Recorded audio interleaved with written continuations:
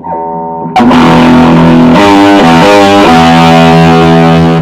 Hogsty presents It's Just Business with Steve Thomas and Rich Rogers. And now, here's your host, Chris Larry.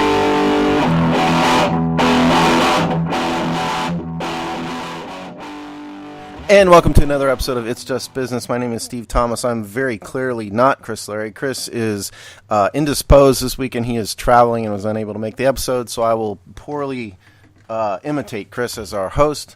But we do have Rich as always. How are you doing, Rich? I'm doing good, guys. Happy to be here today. And filling in for Chris, of course, is our primary standby guy, Alex Zeese of Hogsty fame. How are you, Alex?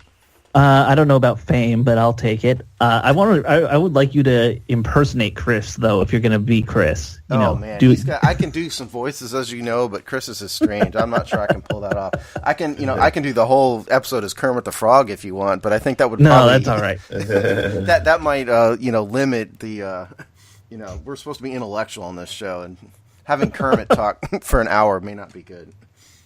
How are y'all doing today?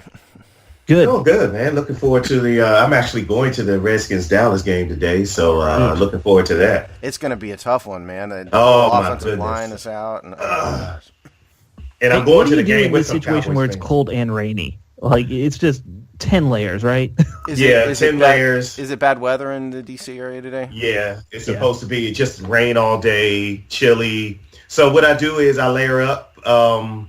And I have to buy a stadium coat. It's time for a Redskins stadium coat. So I'll bundle up. I'm actually going to the game with some Cowboys fans, so I'm not really happy about that. Oh, dude. I know. Now, hopefully these are like close friends of yours. They have other redeeming qualities other than being. They are, and they do. But I mean, if we win today, that drive home, I'm going to be merciless.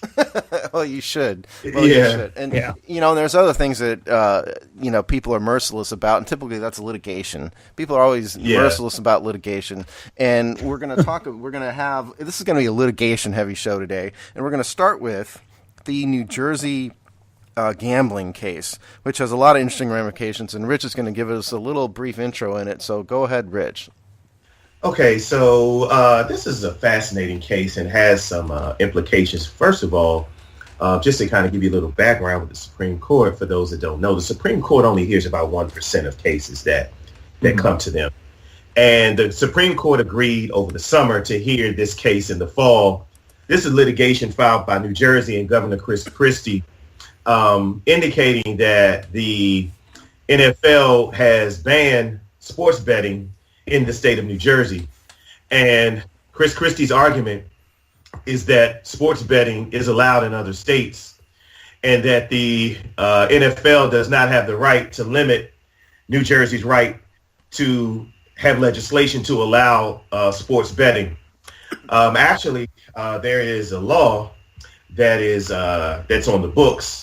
And it's called PASPA. It's called the Professional Amateur Sports Protection Act of 1992, and it prohibits 46 states from licensing, sponsoring, or authorizing sports betting. The only states that are exempt are Nevada, Delaware, Oregon, Montana, and they were sort of grandfathered in because they adopted sports betting in 1991. Mm-hmm. So essentially, New Jersey's argument is that the federal government does not have any laws against this. There's no state law against adopting sports betting, but there's a federal law, and that the Supreme Court is going to decide whether the federal government has any right to sort of overstep any state law. And I think it's going to be very interesting. And if New Jersey actually wins, there's going to be a floodgate in many states to adopt sports gambling. And not only, and we were talking about this before the show, not only sports betting, but also video game betting and other online betting, which is going to be very interesting. Okay, well, let's talk about the federal law, first of all. As Rich said, it was passed in 1992, which, just as a little bit of legislative background, that was the first, that was Bush 43's term, who was a Republican, which I think is probably relevant as to why the federal government would want to pass a law regulating gambling. It's one of these, moral laws, for lack of a better term. Sure. But the fundamental basis of the challenge by the state of New Jersey is a constitutional one, okay? Because New Jersey says that the 10th Amendment gives, and they're right in saying this, that the 10th Amendment to the Constitution gives all power to the states that is not specifically granted to the federal government by the Constitution. So their argument is that nothing in the Constitution says gambling is prohibited, so it really ought to be a state-regulated thing, and this PAPSA law is just garbage.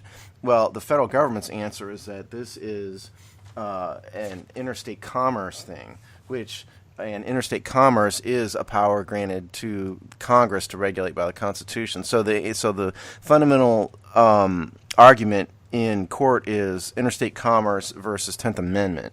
Right.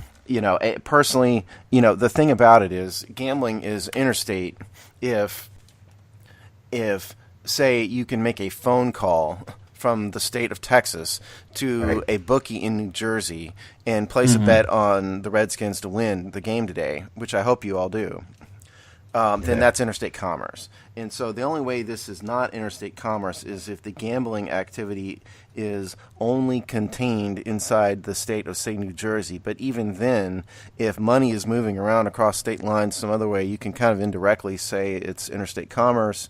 And traditionally, the Supreme Court has taken an extremely wide view of what interstate commerce is. And if you look at the history of the interstate commerce cases, so. My guess is that the Supreme Court will, particularly since now we have a conservative-leaning government, Supreme Court, my guess is that they will probably say that this is an interstate commerce thing. That having been said, what do you guys think? I mean, I think you're right that the court will probably go that way because, they had... what was it? A bunch of different interstate commerce laws that came up last year. It goes back 200 years. But I remember there were just some big cases in the last year, and they always sided with it's interstate commerce kind of mentality. Yeah. So I think you bring up a good point that that's probably how they'll go. But I tend to side with the state of New Jersey and the whole states' rights mentality on this. I think sports betting, it's foolish to think you can contain this anyway. If it's not done legally, it's just going to be done illegally. What's interesting about this, though, is that New Jersey didn't need to have this problem, because if you look at what the legislation really did is it gave a year before the law was supposed to take effect, and the apparent intent of it was to allow New Jersey to pass laws within that year regarding gambling, and they just couldn't get their act together. So we actually wouldn't be here if they had thought about this. Well, so that's just bad politicking on their part. That sounds like right. Yeah. I think the other implication that that it talked about in the article is what this could mean for the NCAA, and and that's a whole nother beast that would come up in this. Is that if New Jersey wins, that would open the floodgate for NCAA betting, and then you'd have to open up the conversation again about paid NCAA athletes. Well, I don't think it does. Because first off, there's billions of dollars being bet on NCAA football and basketball already, billions, and a lot of it's done illegally. Think about even your little office pool for March Madness. That's technically a gambling thing, and yes. Technically prohibited depending on what state you're in. Right. I don't know about that. We'd have to really. I'm not willing to say that a de minimis office pool is really necessarily regulated by state law. I don't know if that's true. We'd have to look. Well, some of those office pools get up to a few $100s. That's de minimis. Okay. Okay. I'm not willing to. You may be right. I'm just saying I don't know if we can just conclude to a legal certainty that an office pool truly is gambling by the definition, promulgated by the various states. Okay. Well, what do you guys think though about what do you think this means for Atlantic City itself? I think that's probably where it's all based off of. And from what I've been reading, and I don't follow gambling that much, but from what I've been reading is that Atlantic City's been struggling for a long time, ever since Delaware and Maryland and all these other states are now having casinos built in them. Atlantic City's fallen apart. Yeah, I haven't been in Atlantic City in a long time, but when I was there, I mean, it's been 15 years at least. I thought Atlantic City looked sort of down and out everywhere, but on the boardwalk. Kind of looked that way for a long time. Yeah. And so I'm sure they want it from an economic standpoint. To me, here's the question: fundamental question is, should the government, and when government I mean federal, state, or local, be regulating morality? Because that's really what this comes down to, is that somebody in the federal government has decided that gambling is something that people, maybe the government shouldn't be advocating gambling because a lot of people lose their houses, for it. They lose their shirts, they lose a lot of money, and it's a vice. Yeah. And so fundamentally the question is, should the federal government be in the vice regulating business? And I think that's probably what that 1992 law really came down to. And the reason why I mentioned there's a Republican president at the time, because traditionally the Republican Party is more apt to push for vice regulating laws. Yeah, the war on drugs. I mean, even if you want to go back to, well, I guess you can't say prohibition because politics were just so different then. Prostitution. Yeah, prostitution's a big one. Yeah. Yeah. I mean, I think that's a fair question. Certainly to an extent, I think everyone always agrees you have to legislate morality in terms of murder and robbing people and things like that. I mean, that's human life and protection of property. Right. That's different. I mean, the vices traditionally, gambling, sex, drugs, because the question really is, should it be made illegal for Rich, Alex, or Steve to place a $100 bet on the Redskins to win through a bookie in, say, Atlanta? Should the federal government be involved in regulating that fundamentally? That's the question. Well, here would be my response to that. If you're allowing it in 4 states, then you've already given up that moral high ground in terms of legislating morality, because there's nothing stopping us from making those phone calls to Las Vegas and making those bets. Well, I think you could argue that in that case, because the 4 states were picked because they had laws on the books currently at the time. Right. And so you could argue that while the government is regulating it, they didn't want to disrupt business activities that were already occurring. Right. I mean, I think if you're making a moral argument, capitalism doesn't get a vote. Yeah. I mean, I think that the other part of it is, what implication does this have with organized crime? Right. Is Sam Rothstein going to show up at a casino in Jersey? Who's Sam? You mean Howard Rothstein? No, that's from Casino. I didn't get your reference either, man. Okay, that's a casino reference. Come on, guys. All right. Well, Rothstein, the Rothstein is, Howard Roth. Or Howard Roth, or whatever his name is. Yeah. Let's use Tony Soprano. How about that? Okay, Tony Soprano. Okay. Or I mean, maybe you guys, this may be a little bit before your time, but maybe Fredo Corleone may run one of the casinos in Jersey. But no, this is a fascinating.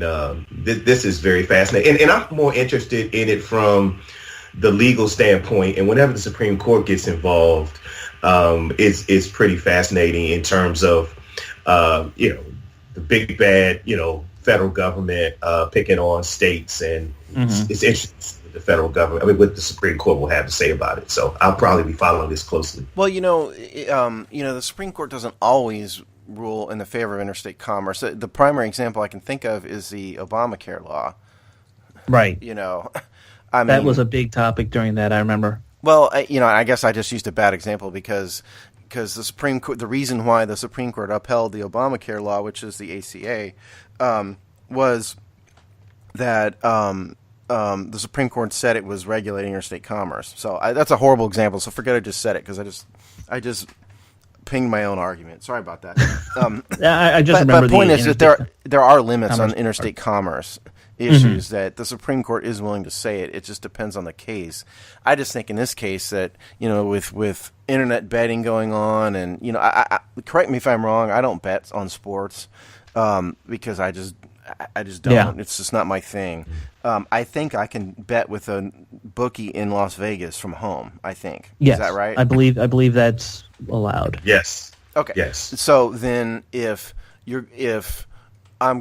there's a bookie in New Jersey, I'm going to presume that I can somehow place a bet with the bookie in New Jersey if legal, which would make this an interstate transaction, which it seems to me then it's interstate commerce and it's covered by the law. That's the end of it. If you're doing it from Texas, yes. I mean, but let's say they end up saying, yeah, New Jersey, you can do this. Every state can do this.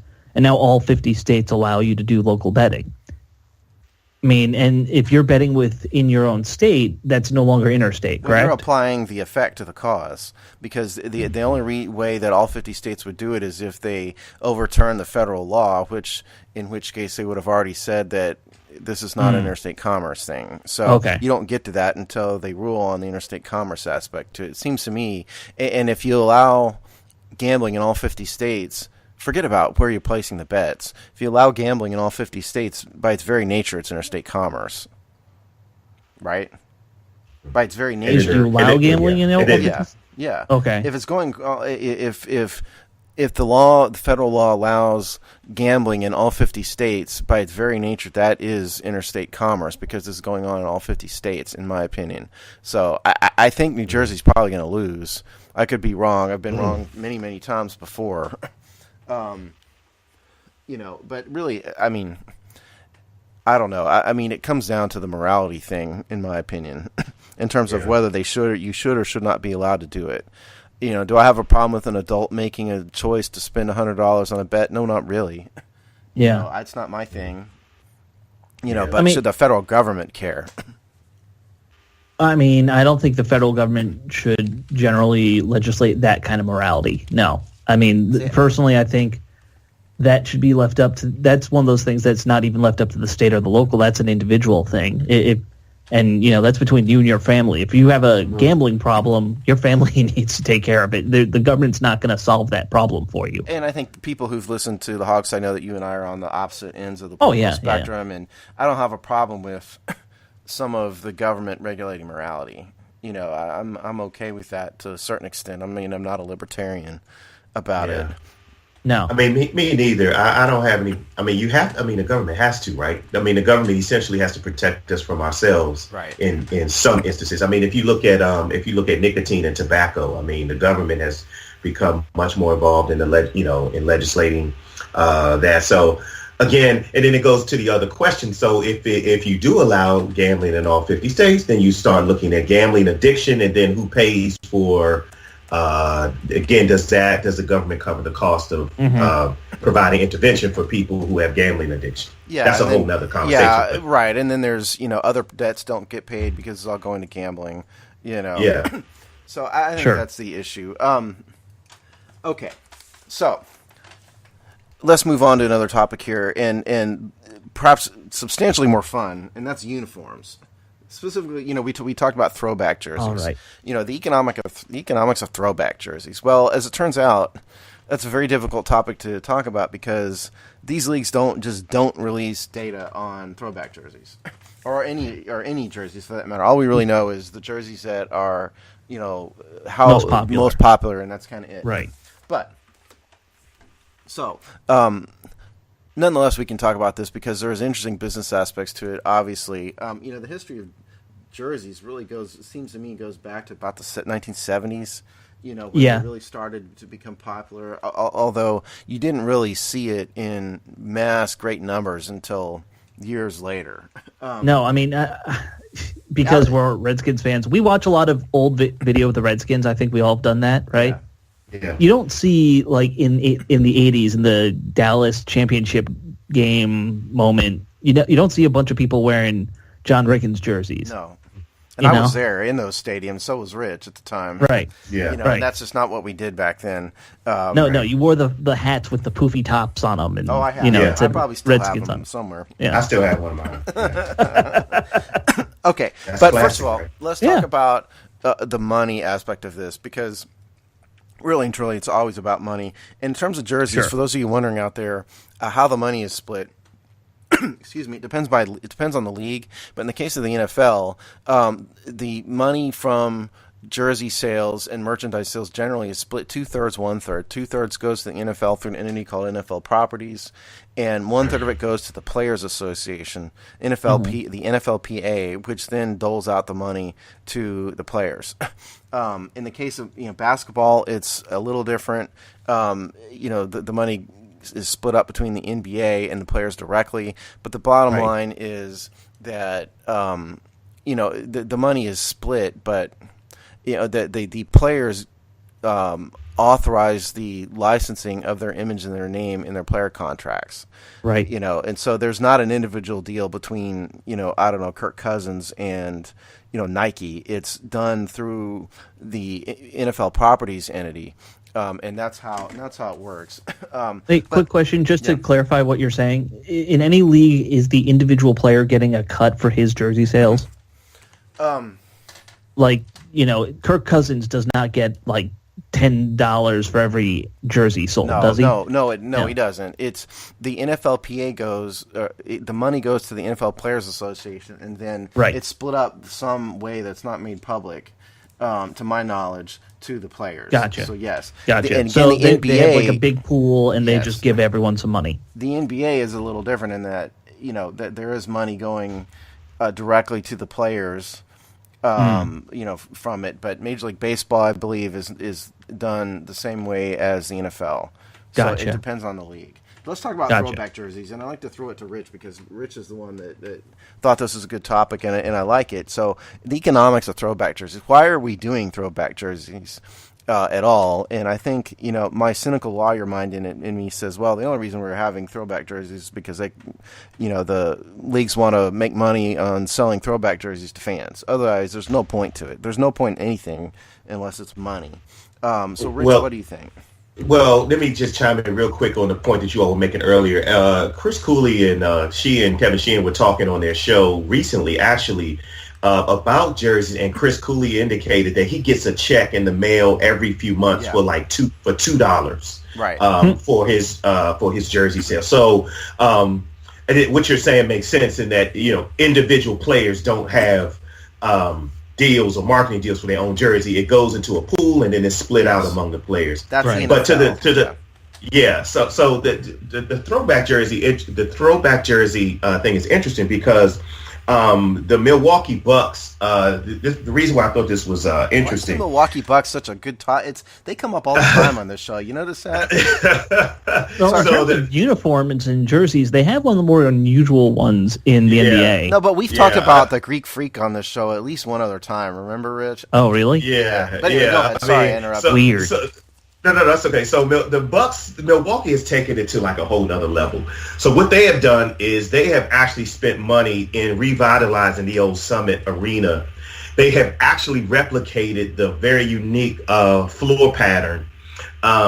So they have taken throwback to a whole nother level. And to answer the initial point of why do we do this, the NFL, the NBA, you have to find ways to make money. And I think that these leagues are capitalizing on nostalgia.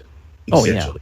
So it's in nostalgia sells. Just think, the Washington Redskins have not made a lot of recent memories of championships. So what do we have to sell? We have to sell the 80s. We have to sell the old throwback. The NBA, you look at the Minneapolis the other night, the Wizards in Minneapolis, they had the old Minneapolis Lakers jerseys on, which I thought, some people liked them. I thought they were hideous. But and then the Lakers won that game. Go Lakers. You're right. But here's the thing, though. When you think of throwbacks, it puts fans in a frame of mind to recall their youth and the days of watching George Mikan and the days of watching Marcus Johnson and Sidney Moncrief with the Milwaukee Bucks. We like to go back and remember, Sonny Jurgensen. All of those things play into a fan's psyche. And I don't blame the NFL and these leagues for trying to tap into it.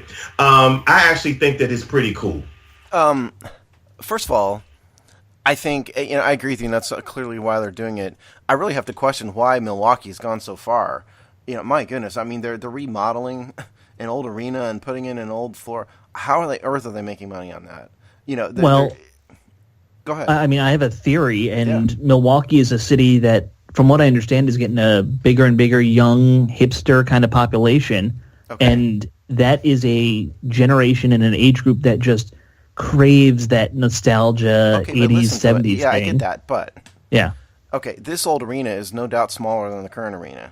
And so they could sell out these nostalgia games, but they're going to make less money on ticket sales, right? And well, no, because how often do you think they sell out their normal arena? They probably sell it out more often than you think. Are they going to bring? Maybe you're right. I mean, we don't have the data for the Milwaukee ticket sales. It seems to me that that's a lot of money to spend for not a lot of benefit. I don't know, but clearly that's why they're doing it. Well, now, do you know? Are they selling those seats at a premium? Like, is it?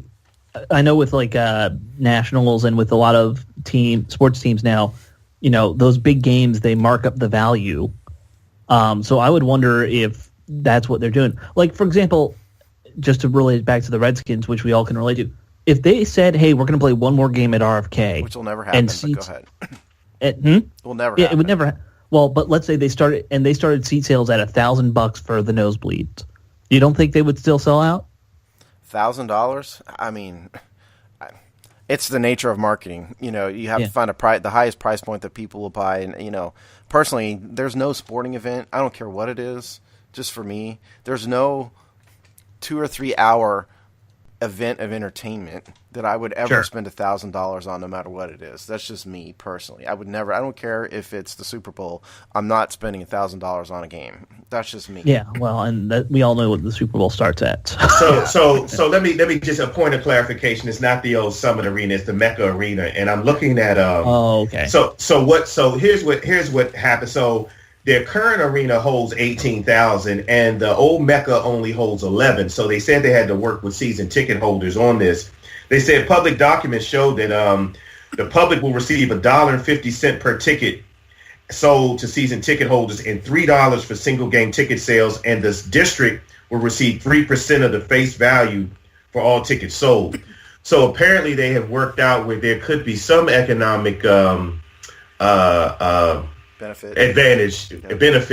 here. So I just think that it's fascinating that they were able to work with their season ticket holders. And here's the other thing. They were saying there are no luxury boxes in this arena for this game. So all of the luxury box season ticket holders will have to be in the lower bowl among the common people. those who eat, drink their tea with their pinky out, don't have their boxes. Right. And I think it's important. It's a good point you mentioned that, because one of the principal reasons why owners want new stadiums isn't because they necessarily care that the players have nicer locker rooms. Really and truly, it's all about the luxury boxes.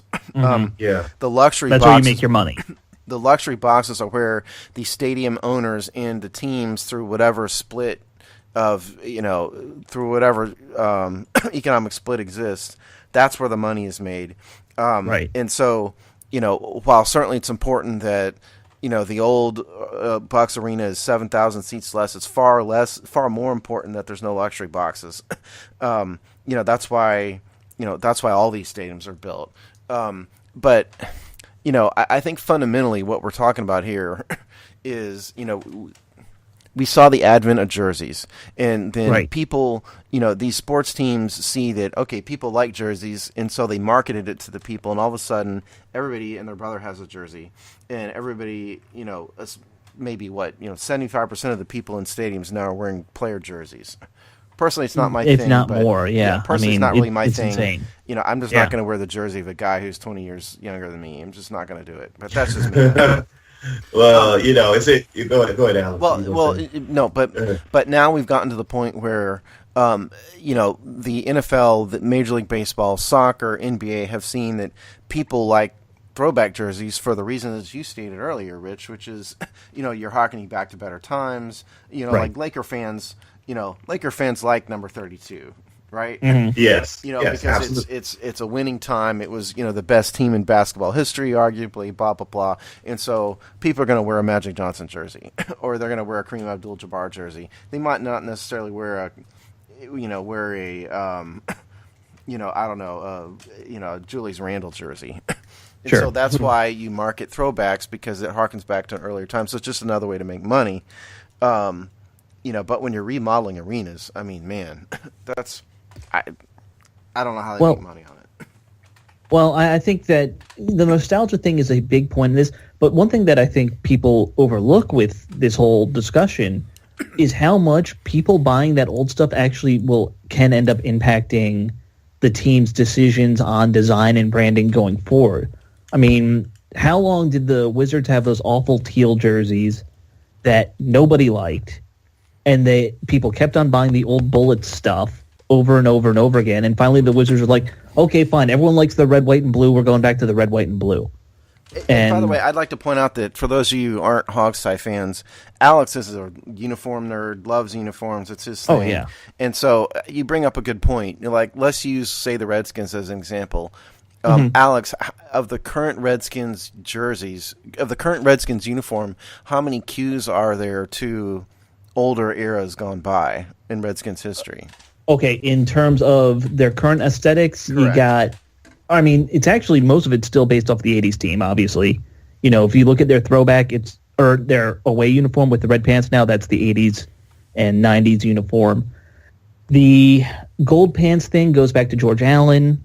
That was kind of a look they wore then, which was based off of something that Vince Lombardi did. The Redskins, it's ridiculous. Everything in there is based off of the 70s and the 80s. No, let's talk about the Wizards. Are there cues that harken back to the era of the Bullets? The only NBA championship the Bullets had is what, 77? Is it 78? Yeah. 78. Okay, 78. And the Wizards changed to those uniforms, 3 years ago? 4 years ago now? They went back to the red, white, and blue that looks like the Bullets uniforms. I'm asking. And they did it. Yeah, I mean, they did it, I think it was 2014. Yes. But they did it because people kept on buying that stuff. No one was buying teal jerseys because no one looks good in teal. Right. And same with the Capitals. The Capitals forever had those weird teal black uniforms, and then when Ovechkin came along and Leontis bought the team, he realized people still keep on buying the old Cap stuff that had the stars and all that stuff, and then that's what he changed to. So I think that some people view the change in the name from Bullets to Wizards is sort of a overcorrection, and there has been some whispers of it's not going to happen, but changing the name back. But I mean, I actually love the old Bullets. I think it's actually ingenious with the hands for the L's. I think that was pretty. And then they remade that into the Wizards logo too. If you go and look at it. Yeah. So, and it's interesting. Up until the mid '90s, and my wife and I actually used to go. Speaking of nostalgia, they actually used to play 4 or 5 Bullets games in the old Baltimore arena because it used to be the old Baltimore Bullets. And we would travel up to Baltimore, and it was sold. I mean, it was sold out arena. So I thought that was a very ingenious sort of thing to do. Travel up the road, the old Baltimore Bullets. People in Baltimore still get a chance to watch the team. Was that during, were those regular season games or were they preseason games? These were regular season games. Yeah, they're actually talking about doing that again. Leontis mentioned that, I think, a year ago in some press conference. He's like, I'd love to start playing games in Baltimore again. But this is a marketing thing, right? Because, they're not going to sell more tickets in the Baltimore arena than they would in the Verizon Center, and so it's not really so much about. The Baltimore arena, I think, is only 12,000 seats. So it's not so much about the money, but it's about expanding their customer base and their fan base. If they hold some games in Baltimore, will a few more people in Baltimore be Wizards fans? Maybe, because for those of you who are outside the DC area, there's this big there's this big sort of one-way competition between Baltimore and DC, and it's. The people of Baltimore hate DC sports teams in large part, and the people of DC really don't care one way or another about Baltimore. So the Wizards are except for we hate the owner of the Orioles. That's it. Yeah, that's Peter Angelo's. Because he opposed baseball in DC for a long time. But the point is, the Wizards don't have competition like the Redskins do with the Ravens, and so the Wizards can try to expand into Baltimore by playing some games. Pretty smart. And in terms of the throwbacks, like, for example, a team like the Redskins that has largely stunk for 25 years, well, you put a throwback jersey out and you're going to maybe, get some old guy who's, who remembers the Sonny Jurgensen era. He's going to remember that fondly, and maybe he's going to go out and buy a jersey. So what's interesting, guys. Sorry, Alex, but it is when I'm going to the game today. Today's the alumni game. Okay, so this is where they tried out all the old Redskins. Right, so they'll be wearing throwbacks today. By the way, they'll be wearing the 1933 thing with the gold numbers and all that. Yeah. So again, it's marketing, and here's the thing: like, I don't begrudge the NFL. I mean, you got to figure out a way. The product is such that it cannot stand alone. So it used to be able to, but now you have to try things. And one of the criticisms that I've had whenever I go to quite a few games is that I'm so tired of going to FedEx Field and seeing the same videos of the same old highlights. We haven't made any new highlights, but I mean, it's so predictable. Right. I love the old days, but that's part of the problem is that we have to have opportunities where we create new memories, but the throwback and nostalgia makes money, and people come out to see, Chris Hadberger, and he doesn't participate, but Art Monk, Gary Clark, Larry Brown, and all those folks. Joe Jacoby does, friend of the Hogside, Joe Jacoby, and Ernest Biner, we know, is going to be there. He mentioned that to us. And by the way, I'm still coming off the high of the Ernest Biner interview that Alex and I did. If you guys haven't listened to that, he was really great. And you got to listen to it if you're a Redskin fan or if you're a Browns fan, for that matter. And listen to that episode. So it's all about money. I wanted to be able to tell you guys, how much money, but unfortunately, it's just not available. There's another thing that's about money, though, and that is the dispute going on between Scot McCloughan and the Washington Redskins. Now, if you go back to the offseason, things were going along swimmingly. The Redskins had just won 9 games, for the second year in a row, which in Redskins world is good. And we had a guy who was a talent evaluator and blah, blah, blah. And all of a sudden, everything blew up. There were rumors that Scot McCloughan was drinking again. Put out by the team, as Alex and I have said on the Hog Style. Allegedly. Yeah. And I'll just say from my own perspective, I think that somebody within the Redskins organization tried to intentionally smear him. I say that because, we personally heard those rumors before it became public, and without disclosing sources, it was supposedly from someone inside the organization that was saying it. And when Rich and I talked about this on the show before, I said, there's going to be an agreement, and that's why there's not going to be a lawsuit because the team isn't dumb enough to just fire him and let him go. Well, as it turns out, they were dumb enough to let him just fire him for cause and let him go. Yeah, I kind of thought that they must have come to an agreement before anything was done. Maybe I said it on the Hawks. I said it to one of you two guys. I can't remember who it was. Yeah, it was me. Yeah, we talked about it. All right. Well, we've all talked about it amongst each other. Yeah. But the point is, the smart thing would have been for management and Scot McCloughan to sit down and go, okay, we don't want you anymore. We're gonna get rid of you, but let's come to an agreement, and we'll pay you X amount for you to go away, and you're gonna sign a confidentiality agreement. You're gonna waive a non-compete, something like that. Maybe not a non-compete necessarily, but you're gonna sign an agreement that waives your rights to make claims later. Well, it turns out the Redskins aren't smart in that area because they did just try to fire him without any sort of agreement like that, and so Scot McCloughan fired a grievance, and the reason why he filed a grievance instead of a lawsuit is that his contract calls for this arbitration proceeding in lieu of litigation. Mm-hmm. Right. So here we are. And so now what has happened recently is that just this week he has testified in this grievance proceeding. And so it's going to go on and on. Alex, what do you think about all this? Well, I mean, like I said, kind of piggybacking off what you said, I'm shocked that the Redskins didn't come to some kind of agreement when they separated, for severance. I think a non-compete, I said that earlier, I think that isn't unusual because we know coaches actually sometimes get that where they can't coach for a year if they get fired early. Yeah. Shanahan always had that, when he got fired by Denver. I don't think a GM would ever agree to that. Maybe. I don't know offhand if that's normal for a GM, but it wouldn't shock me if you had that just because of the draft and all the scouting that's done. Yeah. But yeah, I'm kind of surprised that nobody got their ducks in a row. We always keep hearing how the Redskins' one strong suit is their legal team, but this seems like a pretty big oversight by their legal team if, they kind of let this happen. Oh, the point is that it would have been smart, but ownership doesn't always listen to the legal team. At the end of the day, it's Dan Snyder's call about stuff like this. Right. Rich, what do you make of all this Scot McCloughan's grievance stuff? So, I'm kind of taking a wait and see because, as you know, Steve, anybody can file a lawsuit. Doesn't necessarily mean that there's merit to it. I would be shocked if the Redskins left themselves vulnerable like this. Of course, they've lost the battle in the court of public opinion on this issue. I think that, and you would know this better. I find it hard to believe that the Redskins would have fired Scot McCloughan just over jealousy. I just have a hard time believing that. So there's probably going to be a smoking gun somewhere on either side.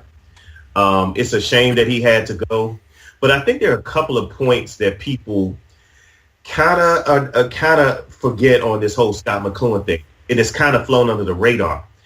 If you guys remember, there were allegations that Scot McCloughan was allegedly given sexual favors for inside information. Let's back up. And what you're talking about there is that, the name. What's the name of the woman? It was Rossini. It was Rossini. Rossini. Diana Rossini. The story was that Scot McCloughan, and we're not saying this is true. This is just what was put out. Allegedly, right. Scot McCloughan received. I don't know what we can say. Not get in trouble with the iTunes censors, Alex. A ZJ. We'll say a ZJ. Okay. Got a ZJ from Diana Rossini in exchange for inside information. That was the story. There's no evidence, allegedly. But go ahead. Right. And so, there was a Twitter storm between his current wife and some other things. So that was something that kind of flew under the radar. Then you hear about alleged leaks to a reporter from allegedly Scot McCloughan, involving Kirk Cousins and how, there's some dissent in the locker room with Kirk Cousins. And, you could kind of read between the lines with the how you like me now head rub and things like that. So, right. That's why I find it hard to believe that they just fired him because Bruce Allen was jealous of him. Well, so I don't know. I didn't explain this very well in the beginning also. Okay. They fired Scot McCloughan for cause, and what that means is that the Redskins have alleged that Scot McCloughan breached his contract. Now, I don't have the contract. The contract isn't public. Player contracts aren't public, but we have the form of player contracts, so we can generally tell, sort of what they say. That's not the case for GMs. So, no, there are numbers that get thrown out there, but they're not official. I think but I'm also the talking number about was $2 million a year or something. I'm not even talking about the money. Talking about the provisions. What was prohibited? What did Scot McCloughan have to do, and what was he obligated not to do? We don't really know what they alleged was the breach of contract. You can kind of read between the lines and say it was drinking, but we don't know that because none of this stuff is public. But it was for cause, and that's the whole nutshell of it. And yes, the numbers here we're talking about. This is cited. Our site is Liz Clark and Maskey with the Post from October 22nd. They claim if you do the math, it comes out to about 2.6 million. So that's what's at stake here. I don't know. As to Rich's point, would they fire him for jealousy? You'd hope not, because that's a really freaking dumb thing to do, right? Right. If the guy was doing well, get over yourself. I don't know if that's the case. I tend to. I hate to say this, but over the past year, especially since we've been dealing with this on the Hog Sty, I tend to think the worst of the front office. And so, I tend to think maybe that could be true. I have no basis for that other than what we've already stated here. Right. No one really ever is going to know other than the stories we hear, which, you hear them from both sides, in the press. And let's just be honest. None of the stories make the front office look good. Even their own defense of their actions makes them look pretty bad. Yeah. So, the fact that somebody was like, oh, well, he was drinking, and they leaked that anonymously, and then the front office comes out and say, oh, no, we didn't mean to do that. And Bruce Allen says that I would never have authorized such a thing. Well, it happened. Now, Rich, let me ask you. I mean, you say that you don't believe this could be just because of jealousy. Is that you wanting to wish for the best of the Redskins front office? Or is this something that, or why? I mean, why do you believe it couldn't just be a personal conflict between Bruce Allen and Scot McCloughan? Because I think that there have been a number of small fires that I think that depending on where you line up, whether you like the organization or whether you hate the organization, there are just too many things. I think that it's not a coincidence. The "How You Like Me Now" head rub, coupled with the fact that Scot McCloughan allegedly leaked information about Kirk's status in the locker room to a reporter, and that Scot McCloughan allegedly said that he would seek a trade of Kirk Cousins. None of that stuff is coincidence. I mean, you can dismiss it and say, well, we don't really know. You can dismiss the Rossini stuff. You can dismiss, a lot of that stuff. Again, it depends on where you fall on the org. If you hate the front office, you're going to dismiss that stuff. If you try to look at it objectively, you say, since Scot McCloughan is gone, I haven't heard any more leaks. So, no, part of it is me. Here's the thing. Part of it is coming and having a position, being in a position of leadership. There are certain things that people in the public are never going to know. And there are certain things that in the public, people are always going to be on the side of pro worker, not pro management. So no matter what the team does, speak for yourself. Okay, speaking for myself. No matter what the team does, there's some people that are going to hate the organization. Looking at just the recent Twitter blow up with this Mason Foster thing, they put a play on IR for God's sake.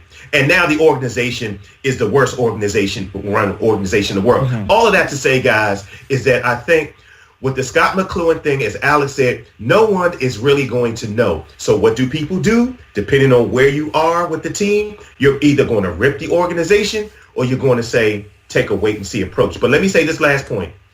The Scot McCloughan has been released from 2 previous jobs. That's another thing that people don't look at. He's been released from 2 previous organizations. So that's a little fishy as well. Yeah, I mean, personally, I've known a few alcoholics, and I've never known any of them that claim that they can still drink and have it under control. That's what Scot McCloughan told ESPN. So take that for what you will. But the bottom line is if any of you out there happen to own a professional sports team or a major multi-billion-dollar corporation, and you are thinking about firing a senior management, reach an agreement beforehand. Let me repeat that. Reach an agreement with this person beforehand, wherein you pay the person a certain amount of money in exchange for his silence and his waiving his legal rights. I mean, if the Redskins had done that. I worked for organizations that did that, and I was a low-end employee. Because those were smart organizations. Right. And so the idea that this happened smacks of stubbornness on behalf of the front office and stupidity in management decisions, in my opinion. Unless anybody else has anything to say about this, I think that it's probably time to wrap up. I mean, I think, Steve, my one question for you before we wrap this up. Because this is going to be arbitrated, we're not going to get to really hear many details anyway, are we? Correct. No, we're not going to hear really anything. We might not even know what the decision is unless somebody says it, and they may or may not. So we'll have to see. That might be part of the arbitration, right? Yeah, that's right. I mean, my guess is we'll hear some leaks about what's happened, but we may not hear anything, unless Scott and Jessica go on another Twitter tirade about it, after it happens, and I wouldn't, put past them necessarily. Let me ask you guys. Let me ask a quick question on that. From a PR standpoint, other than winning, what do you think this organization could do to begin to sway and really have the fan base and others look at them as a viable NFL or run organization? In my opinion, I mean, it's all opinion. I think first and foremost, they need to show the public that it's all about football, and that they have somebody who's making decisions based on for football reasons and not money and ego reasons. That's why the people liked Scot McCloughan in the first place. Before anybody really knew a lot about him, they looked at him as a football guy who was who made football decisions about what he called football players. And what gets this organization in trouble is when we have the team presidents start talking about things like winning off the field, and then they get involved in ridiculous controversies like the Scot McCloughan thing. They make ham-handed attempts to convince the public about the viability of the Redskins nicknames. Things like that. They need to focus on football. They need to put a guy who's not named Bruce Allen in charge of all things football decisions and give the public the impression that that person is making all of the decisions without interference. Right. That's what I think the Redskins need to do. I think that's a pretty good point. I would say, winning would cure everything, obviously, but I don't think you're ever going to do it without kind of making those changes in terms of the front office.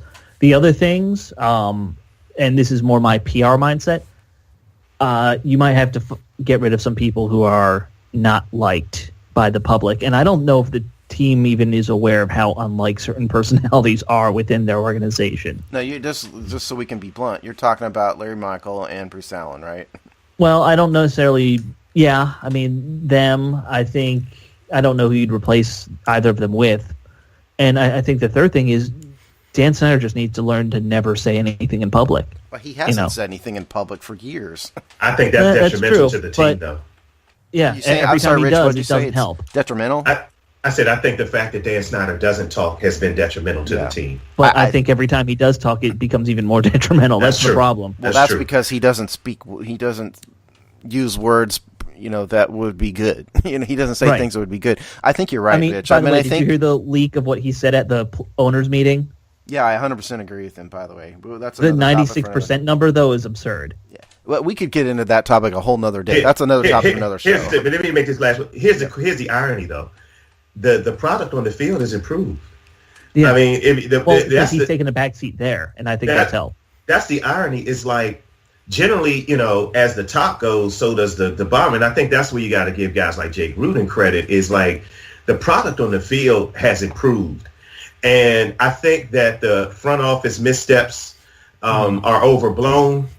But I think there's some merit to it. I think they mishandled the Scot McCloughan issue. I think they mishandled the whole Kirk Cousins thing. But when the rubber meets the road and we're talking about strictly football, the football product has improved. But that's, we can go on that. Yeah, I mean, at the risk of... bring it back, though, Jay Gruden's a football guy. Yeah. When, he doesn't care about politics at all. I mean, at the risk of alienating Redskins PR, and we don't mean to, but we have to tell the truth, on this show, I think what you're talking about, Rich, it comes down to leadership. Yes.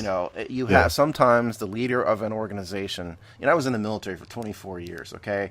And not to say I'm George Patton or anything, but, you see a lot of good leaders, when you're in the military that long, because it's so... Mad Dog Mattis. It's about life and death, in that case. Yeah. Sometimes the leader of an organization needs to stand up and explain things to the public and to the members of the organization and lead the organization. And I'm not sure that Dan Snyder is very, very business savvy. He's an expert in that, but quite frankly, I'm not sure his personal skills are suited to a major leadership role. So absolutely. No, I mean, he didn't make his money doing stuff that required major leadership. He made it through a telemarketing company and entrepreneurial stuff where he kind of got in, made a fortune, and got out. It was a closely held business with a lot of employees. Dan Snyder is a rich fan who brought a football team. Yep. That's right. That's what it boils down to. And with that, it's probably time to wrap up this, because we could chat about the Redskins, all day long here, because we're all Redskins fans.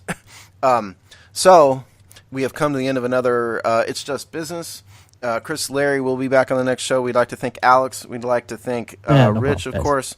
Alex, where can people reach you on social media? Alex35332 at Twitter, and just don't bother finding me on Facebook, because I don't want you there. And Rich, where can they reach you on social media?